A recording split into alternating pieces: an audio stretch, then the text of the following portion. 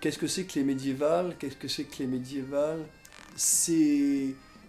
étonnamment, je ne vais pas employer un mot forcément lié à l'histoire, au Moyen-Âge. C'est un moment de vie. Alors évidemment, l'intérêt, c'est que le moment de vie, il est médiéval, quoi. C'est un moment de vie, c'est ça. C'est un moment déjà où on retrouve des amis. Donc ça c'est hyper important. Je suis pas sûre que j'aurais envie de revenir autant si c'était pas pour me retrouver avec des copains. Donc déjà ça joue et je pense que les gens le ressentent aussi de l'extérieur quand ils voient les échanges qu'on a entre nous.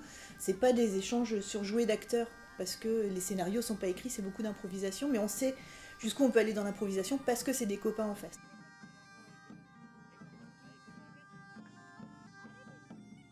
Alors ça c'est très compliqué parce que c'est vraiment la problématique même de la reconstitution.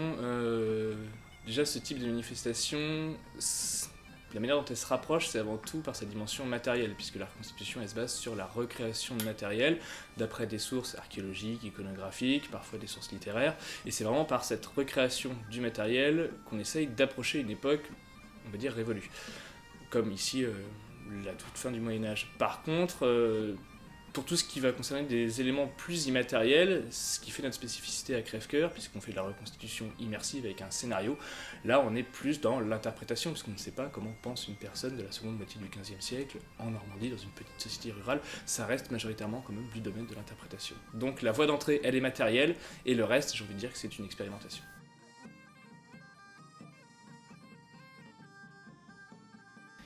Alors, je pense que il y a plusieurs choses très objectives. C'est d'abord la durée. Je pense que pour avoir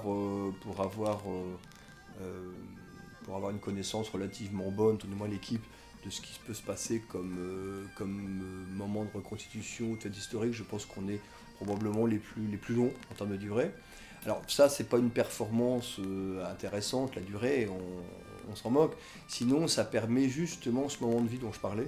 Ça permet juste qu'il y ait suffisamment de temps pour qu'une tranche de vie se mette en place, se déroule. Ce qui n'est, à mon avis, pas possible ou pas facile sur des formats plus courts.